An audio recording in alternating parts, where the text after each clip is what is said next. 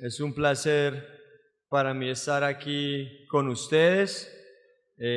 Agradecido también con el Señor por la oportunidad de servir en este grupo con Federico y el resto del equipo.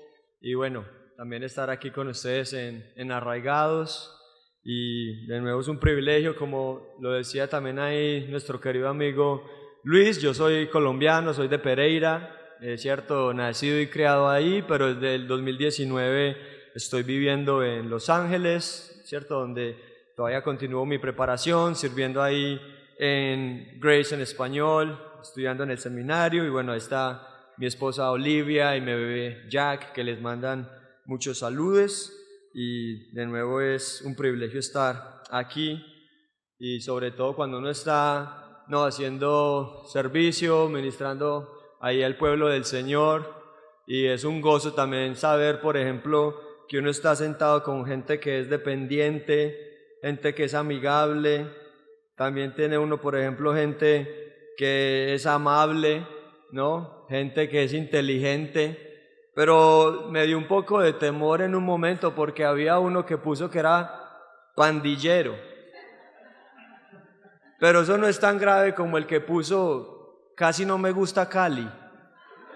Y lo voy a dejar ahí. Ese hermano necesita arrepentimiento. No, un hermano ahí que escribió no me gusta casi salir, pero escribió no me gusta Cali. Se entendió así. Pero bueno, un gozo de nuevo servir aquí.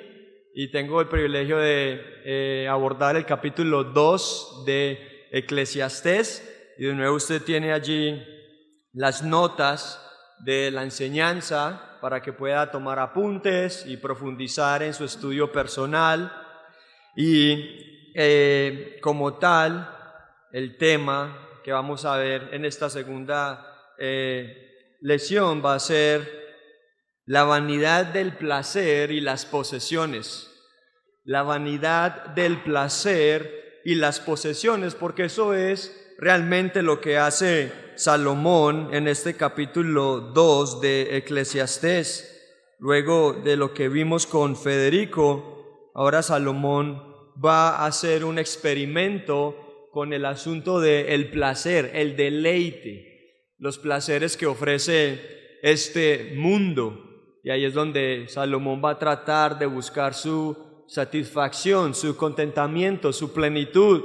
Y como usted bien sabrá, Salomón llega al resultado, a la conclusión de que absolutamente nada externo, absolutamente nada en este mundo puede saciar el corazón del ser humano. Y quiero que entonces se dirija ahí a Eclesiastés 2 y vamos a dar lectura a esos primeros 11 versículos, que es propiamente nuestros versículos de esta enseñanza.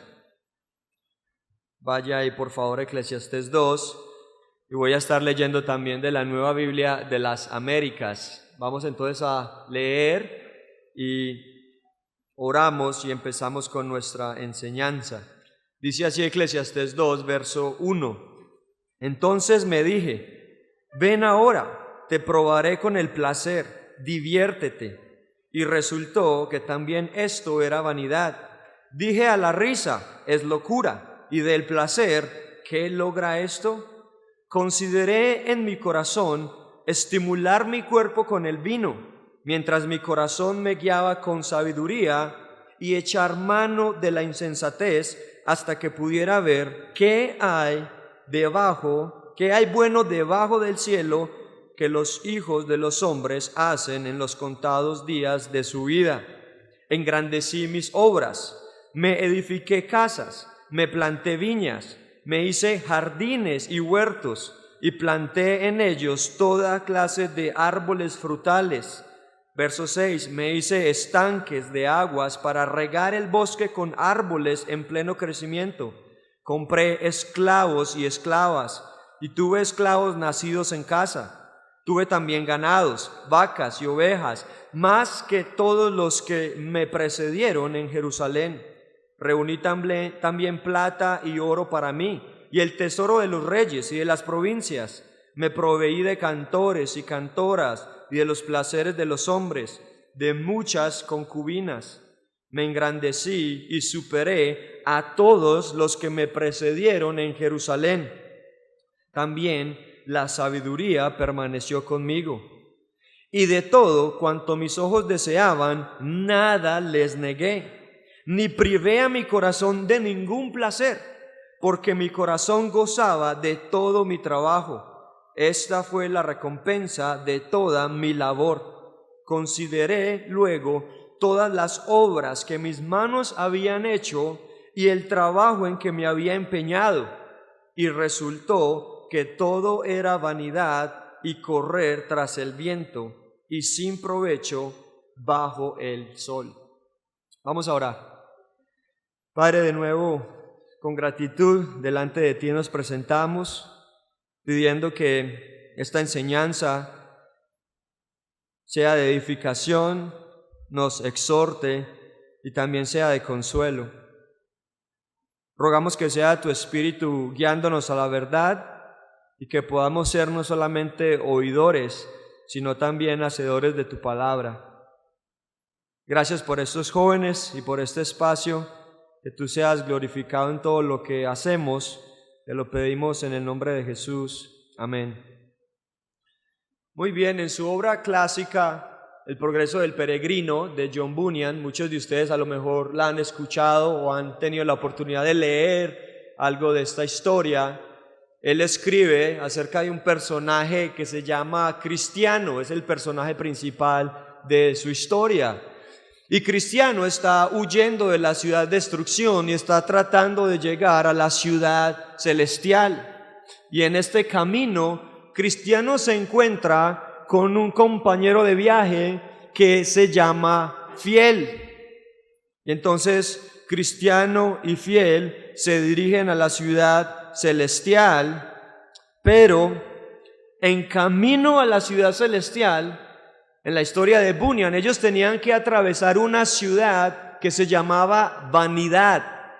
Y en esta ciudad había una atracción principal, algo así como un circo, ¿no? Y este no es los hermanos Gasca, este era el circo que se llamaba la Feria de la Vanidad. Y Bunyan escribe esto tocante a esta Feria de la Vanidad. Usted lo tiene ahí en sus notas, usted puede seguir la lectura. Dice, Bunyan escribe: cuando hubieron salido del desierto, llegaron pronto a un pueblo cuyo nombre era Vanidad, en el cual se celebraba una fiesta llamada Fiesta de Vanidad. Esta feria no es moderna, sino muy antigua. Desde hace 5000 años hay viajeros que viajan a la ciudad celestial, como ahora estas dos buenas personas. Y Belzebú, Apolión y Legión son sus compañeros. Ellos notaron que en el camino por el que los peregrinos viajaban, pasaba por este pueblo de Vanidad. Entonces ellos acordaron establecer esta feria durante todo el año para la venta de toda clase de vanidades. Y Bunyan, con su capacidad de imaginación tremenda, explica qué se vendía en esa feria. Y él dice: hay pues en esta feria mercancías tales como casas, terrenos, oficios, empleos, honores, promociones, títulos, países, reinos, en otras palabras, casa, carro y beca, concupiscencias, placeres, deleites de todas clases, cuerpos, almas, oro, perlas, piedras preciosas y mucho más. También se pueden encontrar siempre en esta feria impostores, engañadores, juegos de azar, necios, pícaros, vibrones de toda clase. Es decir, esta feria tenía todo tipo de artefacto, todo tipo de entretenimiento para que los peregrinos fuesen atrapados por esta feria y se olvidaran de su camino a la ciudad celestial. Dice Bunyan: ahora bien, estos peregrinos, como he dicho, tenían que pasar por esta feria y así lo hicieron. Bunyan comenta que cuando ellos llegan a la feria, Cristiano y Fiel no hablan como la gente de la ciudad de Vanidad, no se entretienen en los placeres temporales de la vida, y esto llama la atención de la gente en feria de vanidad y los toman presos y Fiel es ejecutado, pero Cristiano escapa y logra seguir su camino a la ciudad celestial. Y cuando llegamos a Eclesiastés capítulo 2, nos encontramos con la historia real del viaje de Salomón a la ciudad de vanidad. Salomón decide por su propia voluntad ir a la feria de la vanidad y disfrutar de los placeres que la feria ofrece. Llega aquí después de haber pasado un tiempo indagando en la filosofía humana, como vimos en el capítulo 1 por Federico. Él allí había buscado respuestas a esta realidad de la brevedad de la vida. Pero después de haber puesto a prueba estos recursos intelectuales, Salomón se da cuenta que nada de eso da respuestas a los enigmas de la vida. Resume la impotencia de estos recursos con el veredicto que él dice en el versículo 17 del capítulo 1. Él dice: apliqué mi corazón a conocer la sabiduría y la locura y la insensatez, y me di cuenta de que esto también es correr tras el viento. Es decir, Salomón llega a una conclusión de decir que incluso perseguir la sabiduría es inútil. Él lo dice ahí, es como perseguir el viento. La búsqueda continua de esas respuestas impulsó a Salomón a investigar los productos que se venden en la ciudad de vanidad, en esta feria que mencionamos. A diferencia de Cristiano y Fiel, que intentan atravesar la ciudad sin ser notados, sin ser distraídos, sin ser atrapados, Salomón llega a la ciudad decidido. Es su deseo, es su voluntad ir a la ciudad de vanidad y probar todas las mercancías que todas estas tiendas, que todo este mundo ofrece. Pero al final, tras haber visitado todas las carpas, como cuando uno va al parque y están las artesanías, al final de probar todas las carpas, todas las tiendas, todos los chuzitos, todos los puestos, Salomón llega a la desesperación porque su deseo de satisfacción está incompleto, y entonces él dice en el capítulo 2 versículo 17: aborrecí por tanto la vida. Él llega a un punto total de estar en la depre. Le agarró la depre a Salomón, de que él probó los placeres del mundo, fue al circo, probó lo que más le entretiene, y después de todo eso, él dice en el verso 17: aborrecí por tanto la vida. Y dice, ¿por qué? Dice, la obra que se hace debajo del sol me era fastidiosa, por cuanto todo es vanidad y aflicción de espíritu. Salomón concluye eso, y esa es prácticamente la tesis que vemos aquí en su explicación del capítulo 2, que el placer y las posesiones no satisfacen porque son vanidad. Y eso es lo que usted debe tener claro y debe tener presente al acercarse al capítulo 2 de Eclesiastés. El placer y las posesiones no satisfacen, no te pueden llenar, no te pueden saciar, porque todo eso es vanidad. El relato de Salomón sobre su visita a esta ciudad, lo que vamos a estudiar en los versículos 1 al 11, es de crucial importancia para los jóvenes de hoy en día.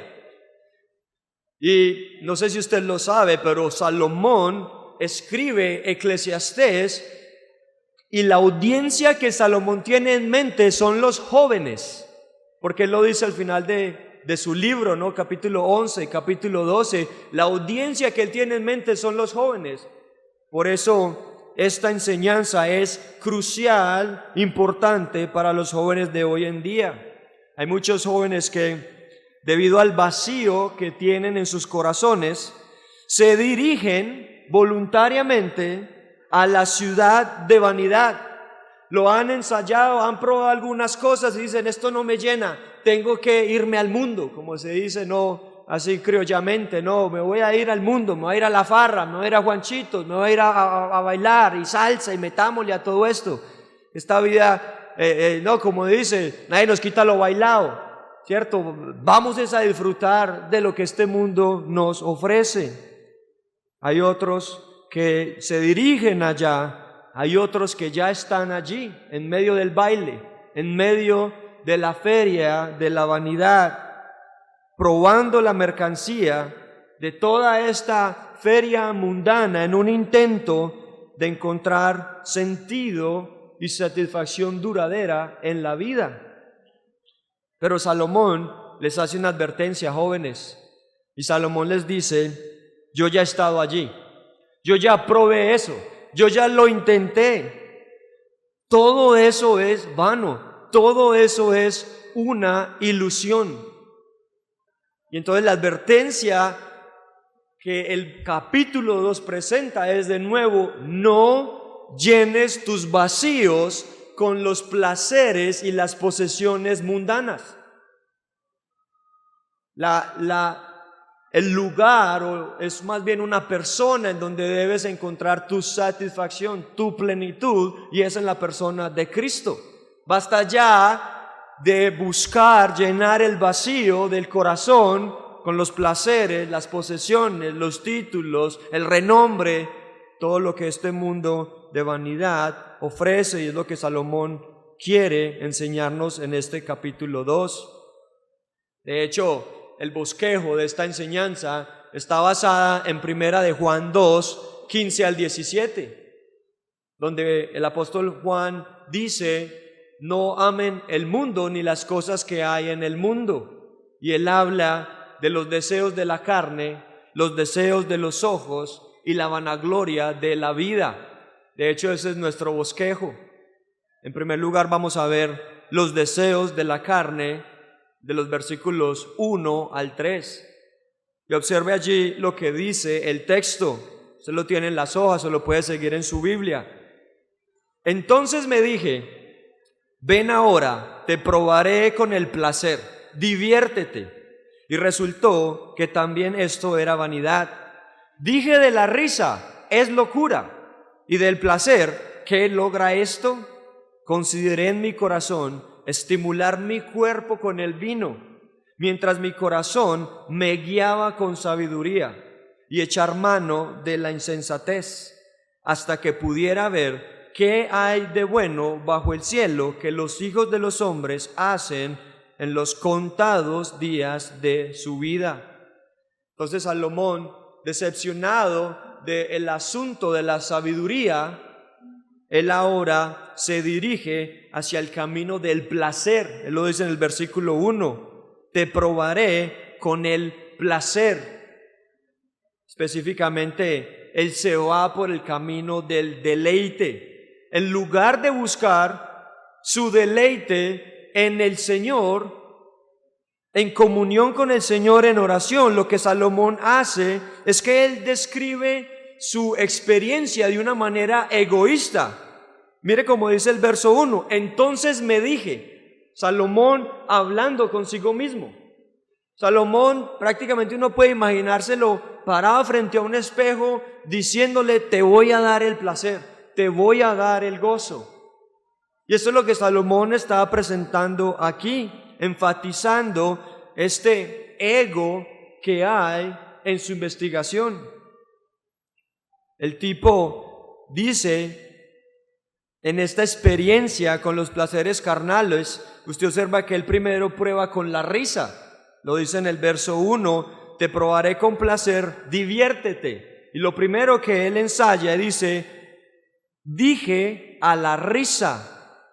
Entonces él quiere el placer. Él busca en la comedia.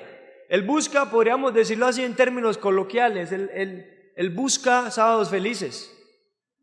Él quiere que este tipo de asuntos que hacen reír, que son cómicos, que tienen comedia, él busca el reality, protagonistas de novela, él busca ese tipo de cosas que son chistosas para divertirse y encontrar el placer en eso. Y la risa como tal no es mala. Proverbios 17:22 nos dice que la risa es buen remedio, que un corazón alegre es buen remedio. El problema es que el tipo de risa que se describe aquí no es el gozo del Señor. La alegría de una vida contenta, satisfecha y que honra a Dios. Aquí más bien la risa que Salomón habla es una forma de escapismo.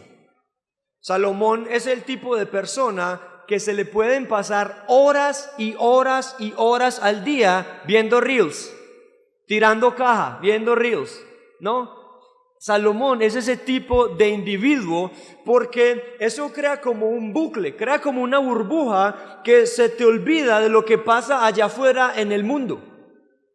Y él puede quedarse ahí buscando este tipo de comedia, de risa, como una forma de nuevo de escapismo, una manera de esconderse de los problemas de la vida. Y es tal el nivel de escape que muchos logran que aún estando en el celular, viendo reels, tirando caja, le entra una llamada y no la responde, porque hace parte de esta excusa de buscar la comedia, la risa, el entretenimiento como una forma de escape, de esconderse de los problemas de la vida, de las responsabilidades que nos tocan, de las diligencias que nos corresponden como seres humanos. Es como si Salomón pensara, si yo me pudiera reír más, yo estaría mejor, estaría más feliz. Tráigame al cuentahuesos que me eche cuentos por 3 horas. Pero como él mismo reconoce, la comedia, la risa, el entretenimiento no proporciona ese alivio. Al final, la realidad es que tanta risa, tanta aparente comedia y cómicos empeora la amargura. ¿Saben por qué? Porque en última instancia, la brevedad de la vida no es un chiste. Y yo creo que todos lo hemos experimentado. Después de horas viendo reels, tirando caja y lo que sea, uno dice, uy, se me fueron 3 horas de vida y estas 3 horas no van a volver. Y sí, me reí, tiré caja, me duele el ombligo de tanto reírme, mañana va a tener los abdómenes molidos de tanto tirar caja, pero se me fueron 2 horas de vida viendo esta estupidez. ¿Y cómo se siente uno? Peor de cómo estaba antes de ver los videos y reír, porque uno sabe, la vida es breve, no es un chiste, y esas horas que se fueron nunca las van a recuperar.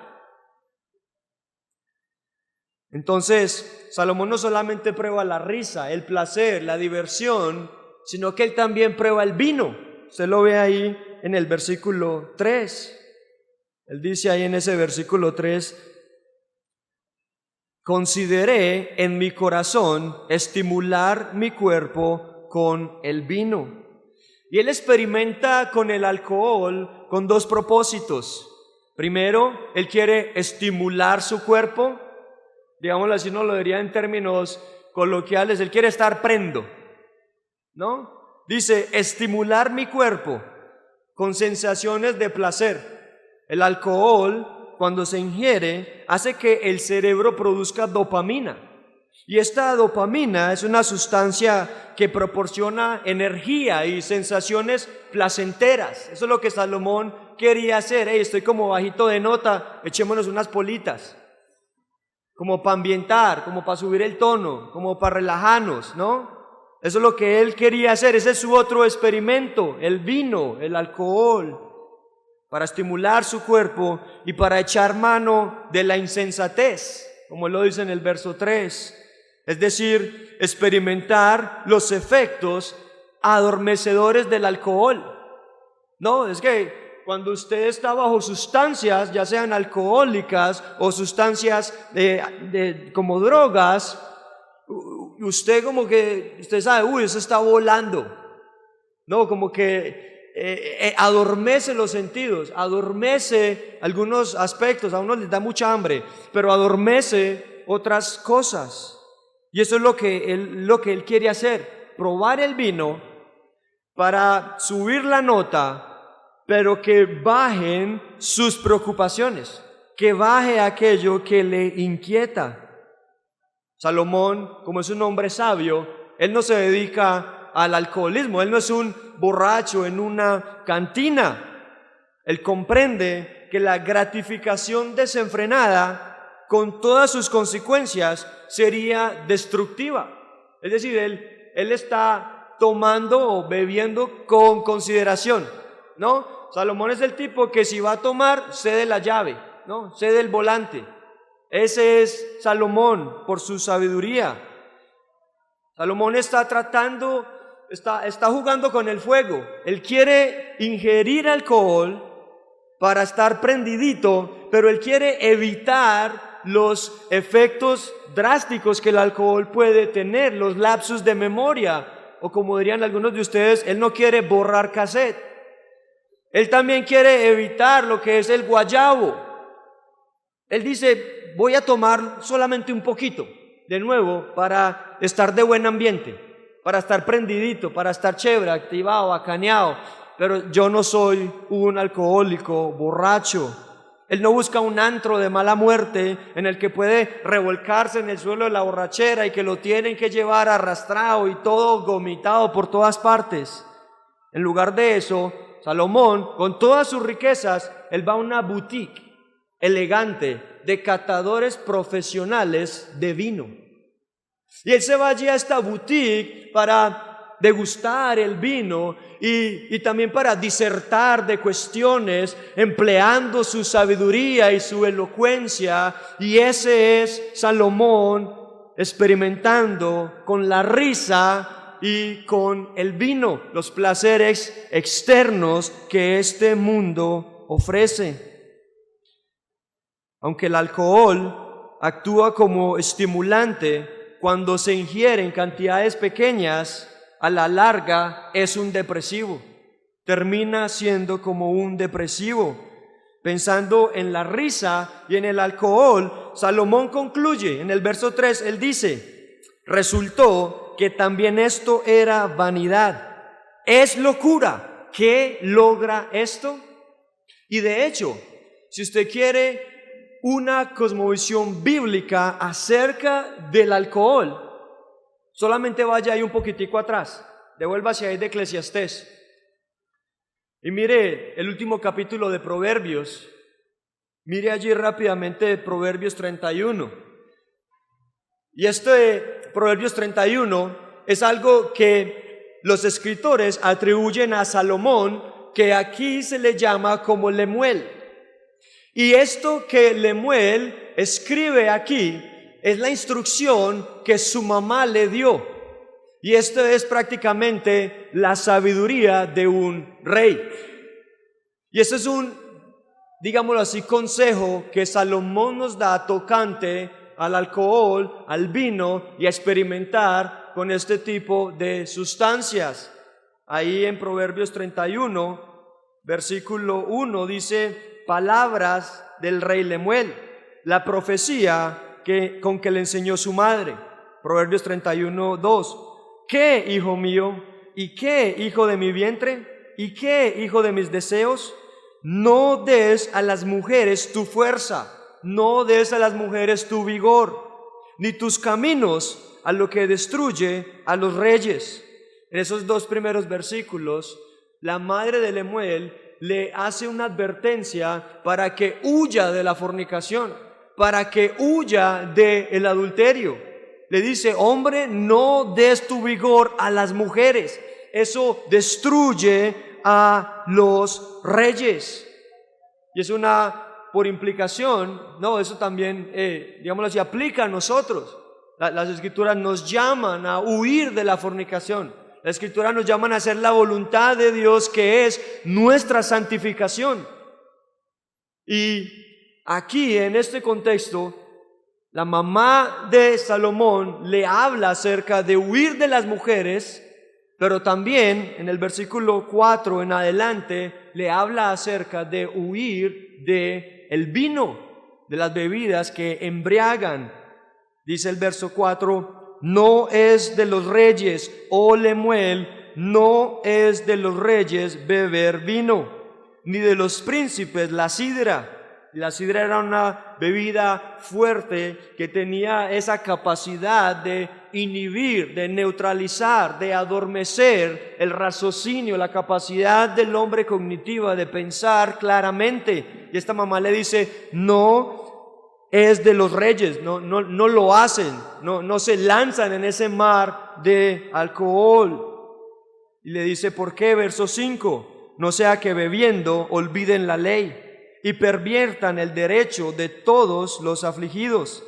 Dar la sidra al desfallecido, es decir, dale la sidra al que está pereciendo, y el vino a los de amargado ánimo, o a los que tienen el alma amargada. Verso 7 dice, beban y olvídense de su necedad o de su pobreza y de su miseria o de su aflicción, no se acuerden más. Y uno puede notar que este consejo que la mamá de Salomón le da a Salomón, Salomón no lo escuchó. Salomón lo desobedeció, porque ¿qué hace Salomón? Tiene cualquier cantidad de novias, tiene cualquier cantidad por ahí de jevitas, de entuques, ese está pero desenfrenado, y aparte de eso también se dedica a el alcohol. Tiene sentido ver cómo terminó Salomón, porque Salomón no obedeció los preceptos de la palabra de Dios. Salomón no obedeció el consejo de una madre sabia. Y de nuevo, todo esto está escrito en la Biblia para nuestra instrucción, para nuestra santificación, para que nosotros aprendamos de estos individuos y nosotros podamos tomar estos consejos y que por la gracia de Dios podamos obedecerlos, vivir vidas dignas y vidas que honren a nuestro Dios. Salomón entonces entendía que ni la risa, la comedia, el escapismo que ofrece este mundo y el vino y la locura que hay detrás de todo esto, nada de eso satisfacía. Eso no ofrecía soluciones, sino que engrandecían la carga. Eso es los deseos de la carne. Eso no puede llenar, eso no te puede satisfacer. Pero luego en los versículos 4 al 8, volviendo ahí a Eclesiastés, Salomón habla acerca de los deseos de los ojos. Los deseos de los ojos, y dice así el texto, usted lo puede seguir. Después de andar en la risa y en el vino, él dice, engrandecí mis obras, me edifiqué casas, me planté viñas, me hice jardines y huertos, y planté en ellos toda clase de árboles frutales, me hice estanques de aguas para regar el bosque con árboles en pleno crecimiento, compré esclavos y esclavas, y tuve esclavos nacidos en casa. Tuve también ganados, vacas y ovejas, más que todos los que me precedieron en Jerusalén. Reuní también plata y oro para mí y el tesoro de los reyes y de las provincias. Me proveí de cantores y cantoras y de los placeres de los hombres, de muchas concubinas. Entonces, esta es la segunda parte del experimento de Salomón, y él ahora experimenta con los deseos de los ojos. Y usted lo ve ahí muy claramente. Esta es la descripción de un hombre pudiente. Esta descripción que usted lee aquí de Salomón muestra claramente que Salomón tenía el botín. Este Salomón era millonario. Era multimillonario, tenía muchísimo dinero por todo lo que él describe en esos versículos del 4 al 8. Además de probar entonces esos placeres de la carne, Salomón probó el placer de los ojos y se centró en la acumulación de las riquezas, en la construcción de edificios, de hogares, de casas, el despliegue de su genio creativo, el montaje de orquestas, la exhibición de coros, el establecimiento de su propio concurso de belleza. O sea, prácticamente Salomón tenía su propio Miss Universo. Y ese concurso de belleza de Miss Universo que él mismo creó, todas esas mujeres eran sus amantes. Porque usted sabe que Salomón tenía 300 esposas y 700 concubinas. Se restregó, se revolcó completamente en lo que es los deseos de los ojos.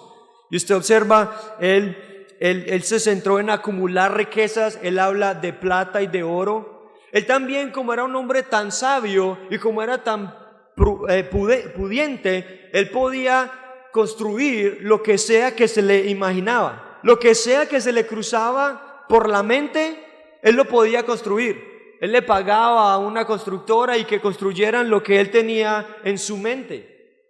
Y mujer que a él le gustaba, mujer que él tenía.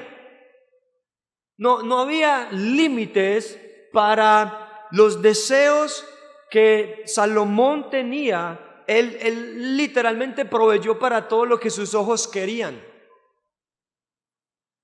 El lenguaje de esta sección que acabamos de leer, sobre todo la parte de los jardines, porque él dice que se hizo para sí jardines y huertos. Ese lenguaje resuena con el lenguaje de Génesis 1 y de Génesis capítulo 2, el lenguaje del jardín del Edén. Como hace todo aquel que busca el sentido de la vida a través de la lujuria de los ojos, Salomón trató de recrear el Edén. Toda esa, digámoslo así, ese despliegue de creaciones, de construcciones, no era nada más que el intento de Salomón de recrear el jardín del Edén, el paraíso del que el hombre pecador fue expulsado. Y quizás eso nos ayuda a entender una cosa, de que cada ser humano está separado de Dios, está muerto en delitos y pecados, están destituidos de la gloria de Dios. Y eso crea un vacío en su vida, hay una separación entre el hombre y entre Dios. Y el hombre, tratando de llenar ese vacío, tratando de acortar esa separación, entonces busca satisfacerse, busca recrear ese camino de vuelta a Dios.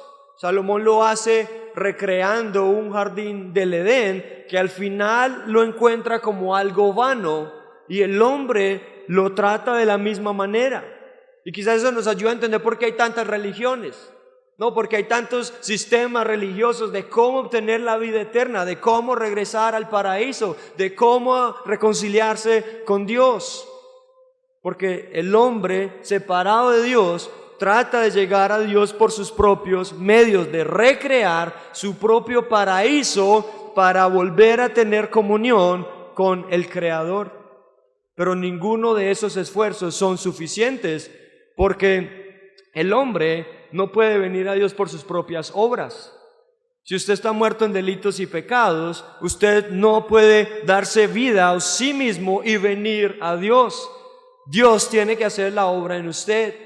Si usted está muerto en delitos y pecados, usted tiene que venir a Cristo en arrepentimiento y fe. El Espíritu Santo es el que le tiene que dar vida a usted espiritual, darle el milagro del nuevo nacimiento, regenerarle, darle fe y arrepentimiento para que usted pueda venir a Cristo y creer en Él, y entonces así usted va a poder tener comunión con el Dios Trino por los méritos de Cristo, por los méritos del mediador, del intercesor, y no a través de tus propios esfuerzos, de tus propias obras, recreando el paraíso, tratando de llegar tú mismo a Dios. Entonces este lenguaje de aquí nos recuerda eso, y lo que vemos en Eclesiastés 2, del 4 al 8, resuena muy bien también con lo que vemos de Salomón en primer libro de Reyes, y prácticamente todo ese primer libro de Reyes, los primeros 11 capítulos, muestran cómo Salomón obtuvo todas estas riquezas, y no los vamos a leer. Usted tiene los textos en el documento y usted los puede estudiar en casa, pero solamente se los voy a leer rápidamente, se los voy a mostrar. En el primer libro de Reyes, capítulo 7, versículos 1 al 12, se nos muestra que Salomón construyó casas. Y aquí algo muy particular, porque en el capítulo 11 Salomón termina de construir una casa para Jehová. Y el texto nos dice que esa casa que él construyó para Jehová, la construyó en 7 años. Y la Biblia nos da las medidas de la casa que él construyó para Jehová. Pero luego cuando usted pasa al capítulo 7, en el capítulo 6, él termina de reconstruir la casa para Jehová, el templo. Y en el 7 se nos dice que Salomón construyó una casa para sí mismo. Y cuando usted compara la casa que él hizo para Jehová y la casa que hizo para sí mismo, la casa que él hizo para él se tardó el doble de años. Y la casa que él hizo para él era casi el doble de grande que la casa que él hizo para Jehová. Y eso nos empieza a dar unas muestras del orgullo, del corazón de Salomón, que se empezaba a desviar. 7 años trabajando en la casa de Jehová, el doble de años trabajando en su propia casa. Luego el capítulo 9, versículos 15 al 22, nos dice que Salomón tenía esclavos, y tenía esclavos de todas las naciones vecinas, esclavos para sí, que le construían, que le servían, que le trabajaban.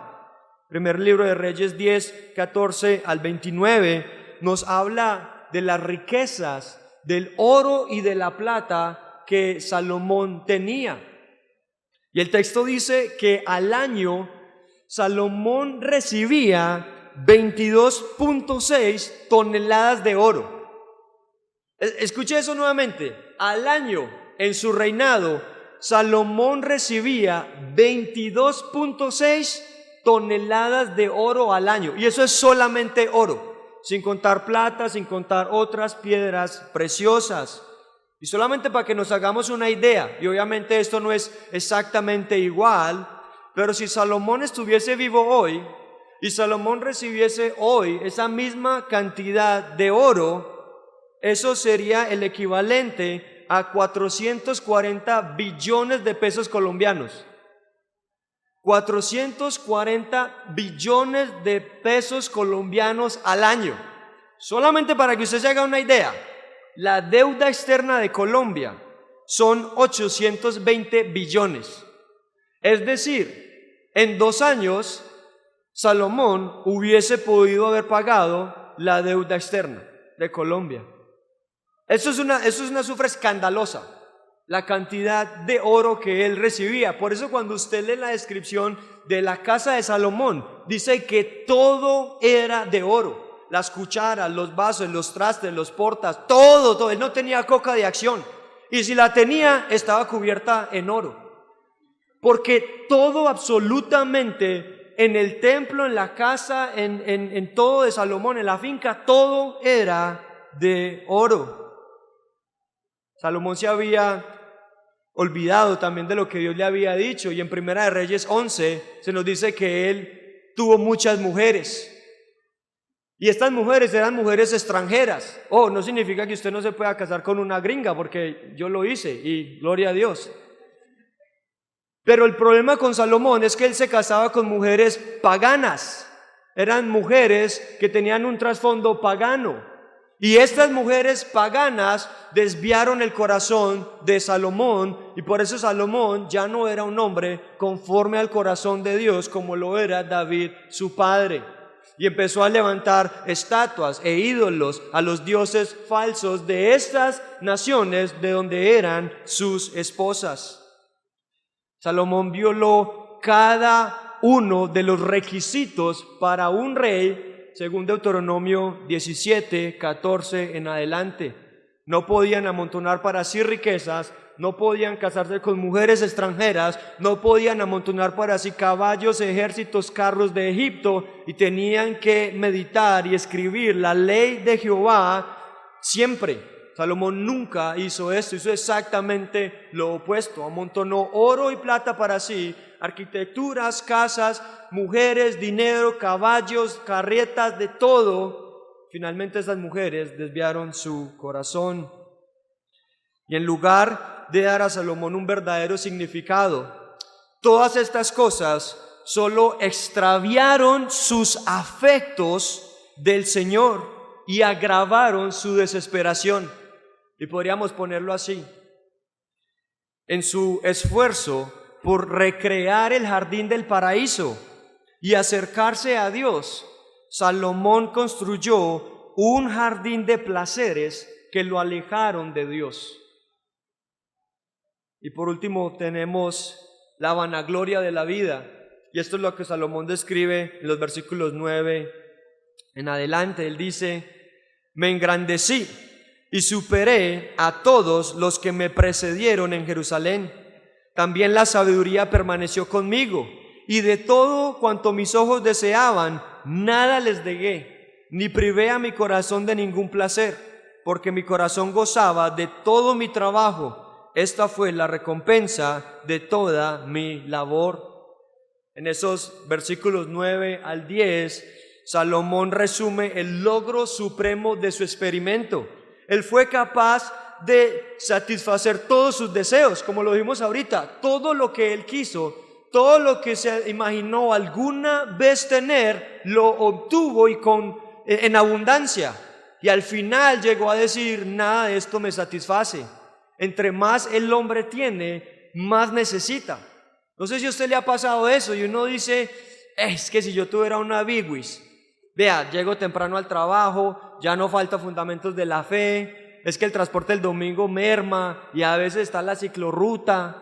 Si yo tuviera una Biguis, mire, tranquilo, se arregla todo y boom, se compra uno una Biguisita, la saca uno a 78 cuotas, tranquilo. No, pero es que la Biguis es automática. No, y qué bueno una Ducati, es que la Ducati es más masculina, ¿sí me entiende? Y por eso es que las hermanitas ya no me miran en la iglesia, porque la Biguis es moto de mujer. No, yo tuve una Biguis, hermanos, tranquilos. Y uno piensa que necesita algo, que si uno pudiese obtener eso, todo mejoraría, y uno lo obtiene y llega a la conclusión de que esto tampoco te satisface. Uno dice: qué bueno ganarme 2 salarios mínimos, es que con uno no me alcanza. Y le ascienden a uno, le dan un nuevo título, le dan a uno un bono, 2 salarios mínimos, y uno no sabe qué pasa, uno no cambió, está viviendo en la misma dirección, está comiendo el mismo corrientazo todos los días, y la plata no alcanza. ¿Y por qué? Porque realmente lo que uno no necesita no es un mejor salario, no es una mejor posición, no es un mejor vehículo, porque como dice Salomón, todo eso es vanidad. Nada de eso nos va a satisfacer, y ese es su punto. El placer y las posesiones no satisfacen porque es vanidad. Lo único que llena al hombre, que verdaderamente completa al ser humano, es Cristo. Es tener a Cristo en su corazón. Spurgeon decía que una persona sin Cristo está sin todo lo que vale la pena tener, pero una persona con Cristo tiene todo lo que necesita. Salomón entonces resume ese logro. Él dice: me engrandecí, superé a todos. Ustedes saben que durante el reinado de Salomón no había una nación ni un rey más importante en el mundo antiguo que Israel y Salomón. Engrandeció la nación de Israel como ningún otro. Reyes y reinas de otros imperios lejanos venían a Israel para conocer a Salomón, para ver la riqueza de su reino y para escuchar su sabiduría. Pero Salomón dice en el verso 11, capítulo 2, 11, dice: consideré luego todas las obras que mis manos habían hecho y el trabajo que me había empeñado, y resultó que todo era vanidad y correr tras el viento y sin provecho bajo el sol. Ese verso 11 ofrece la evaluación final de Salomón de su experimento. Ese es el resultado. Lo que antes parecía tan prometedor perdió su brillo, no trajo satisfacción duradera ni proporcionó el significado a una vida que es fugaz. Salomón describe ese sinsabor con 3 declaraciones que aplican a todas sus obras. Él lo dice ahí al final del versículo 11: la risa, el vino, las construcciones, todo lo que yo hice, engrandecerme por encima de todos, obtener todo lo que guste, no privarme de nada, él dice, todo eso es vanidad, un vapor que se desvanece rápidamente, como lo explicó Federico. Es la idea que dice Santiago, ¿no? Que la vida es como la niebla que está en la mañana y luego después del tintico ya no está la niebla, desaparece. La vida, como dice el salmista, es como el tamo que lleva el viento. Usted ha visto esa flor diente de león, que uno lo agarra y sopla y se desvanece. Esa es la idea de vanidad, esa es la idea de Hebel, algo que es efímero, como la niebla, como el diente de león que se desvanece rápidamente. Él dice es correr tras el viento, y la idea aquí es de intentar perseguir o atrapar el viento. Y es engañoso, porque si tú cierras el puño, tú dices, tengo el viento, pero en realidad no puedes atrapar el viento, no puedes perseguir el viento. Y él dice, sin provecho bajo el sol, es decir, sin ganancia duradera, sin ganancia permanente. Ahorita Fede citaba a C.T. Studd, y esa frase es clave: solo una vida que pronto pasará, y solo lo que se hace por Cristo permanecerá. Entonces, Salomón aquí, él hace su experimento, él ve que el placer, lo externo, las posesiones no lo llenan, y rápidamente en los versículos 13 y 14 él vuelve a considerar la sabiduría. Y él dice, bueno, la sabiduría es mejor que la necedad, porque por lo menos la sabiduría me ayuda a evitar el dolor. Y como una regla general, se podría decir que el sabio sufre menos que el necio, porque el sabio ve el mal y se esconde, pero el necio pasa y recibe el daño. Entonces, vivir en este mundo debajo del sol con sabiduría es mejor que vivir como un necio. El necio no quiere aprender, el necio no quiere la instrucción, el necio dice en su corazón, no hay Dios, y rechaza toda instrucción. Pero a pesar de que la sabiduría es superior a la necedad, Salomón vuelve a estar en un dilema existencial, porque en los versículos 14 y 16 Salomón dice, aunque yo sé también que ambos corren la misma suerte. Y él dice que tanto el sabio como el necio van a morir. Y Salomón dice allí, entonces me dije, como la suerte del necio, así también será la mía. ¿Para qué, pues, me aprovecha haber sido tan sabio? Y me dije, también esto es vanidad, porque no hay memoria duradera del sabio ni del necio, ya que todos serán olvidados en los días venideros. Y esta es la conclusión: como mueren tanto el sabio como el necio. Y aquí Salomón entonces, al finalizar este capítulo, se enfrenta con el igualador, lo que ecualiza absolutamente todo, que es la muerte. Aunque toman caminos diferentes, aunque uno sufre más, el otro sufre menos, el necio y el sabio terminan en el mismo lugar, en la tumba.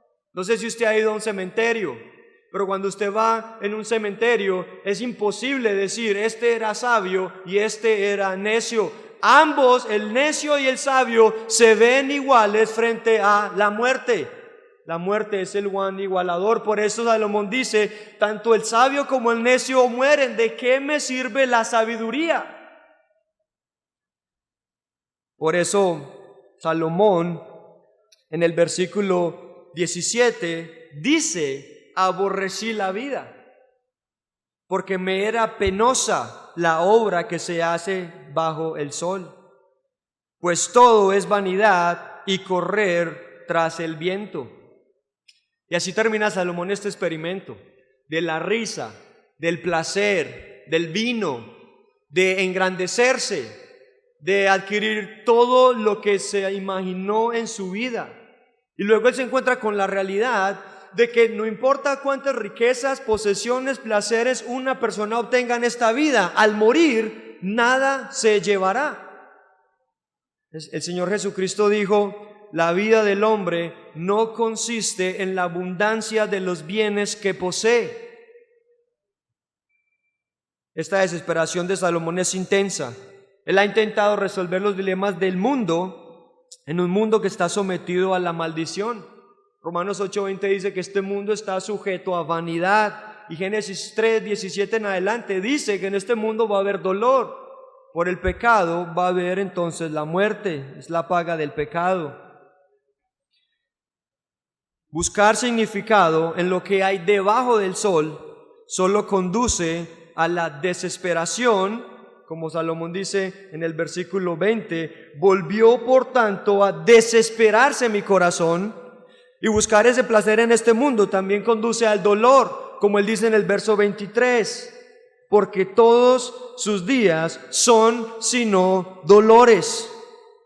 Y ese es el gran meollo de la vida, y lo explicó Agustín muy bien cuando dijo: nos has hecho para ti, Señor, y nuestro corazón estará inquieto hasta que encuentre descanso en ti.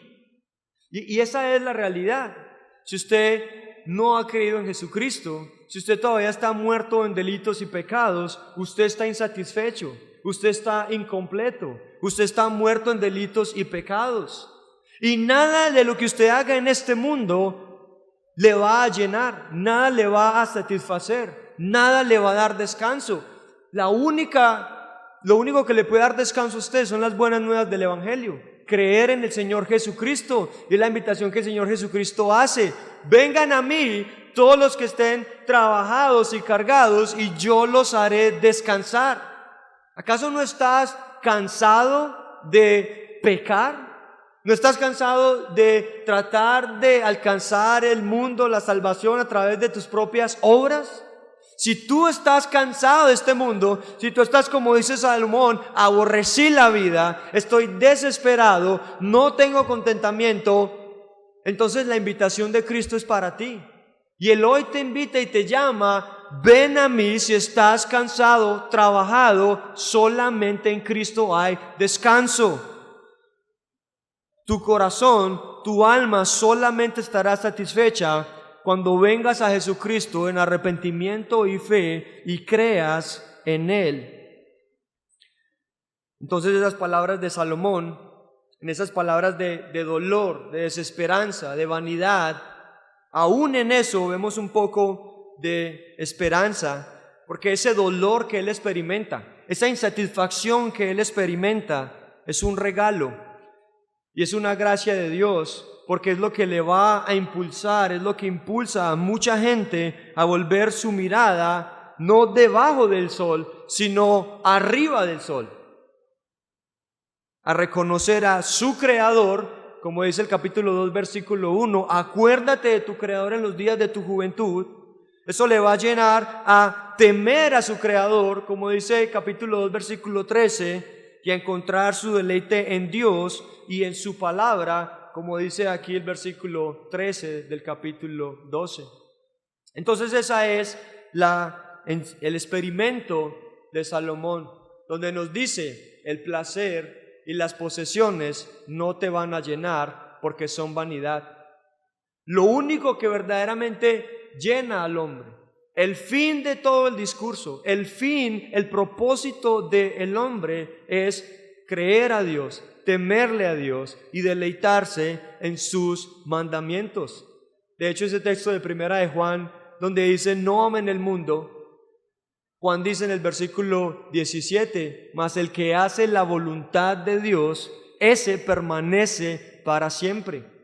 Y luego más adelante en Juan 3:23, Juan dice: esta es la voluntad de Dios, este es el mandamiento de Dios, que creas en su Hijo. Y esa es mi pregunta para ti, con eso quiero terminar.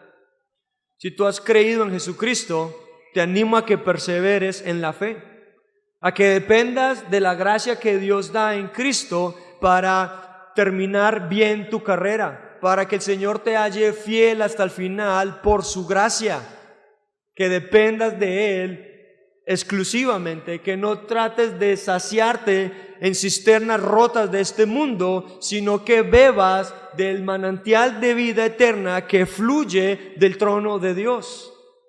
Y si tú eres un inconverso en esta noche, mi pregunta para ti es, en esta tarde, ¿creerías en Cristo? Ese es el mandamiento de Él, que creas en el Hijo. ¿Creerías en Él? ¿Creerías hoy en Cristo? Hoy es el día de salvación. Hoy es el día oportuno. No digas pecador en tu corazón, oh, lo haré mañana.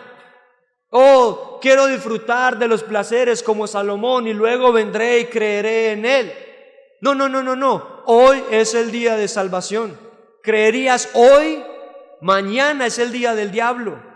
Hoy es el día de salvación. Es hoy donde Dios dice su mandamiento: cree en el Señor Jesucristo.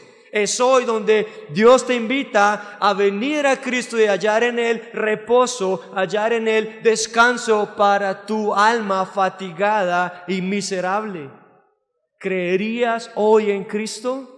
Y oramos que así sea. Que Dios te dé el regalo de la fe y el arrepentimiento para que creas en Él, para que le temas y para que te deleites en su palabra únicamente. Vamos a orar. Padre, gracias por tu palabra. Aquellos que por gracia hemos creído en ti, oramos, Señor, que tú nos ayudes a perseverar hasta el fin y nos consuela saber lo que dice tu palabra, que tú eres poderoso para guardarnos sin caída hasta el final. Qué consuelo, Señor, es esa palabra para simples mortales, débiles como nosotros, que somos tan fácilmente entretenidos y satisfechos por las mentiras que ofrece este mundo. Fortalece nuestros corazones y que todo nuestro deleite esté solamente en ti y en tu palabra. Y también aquellos en medio de nosotros, Padre, que están engañados, que no te conocen, que están tratando de aliviar su sed con agua salada, que tú tengas misericordia.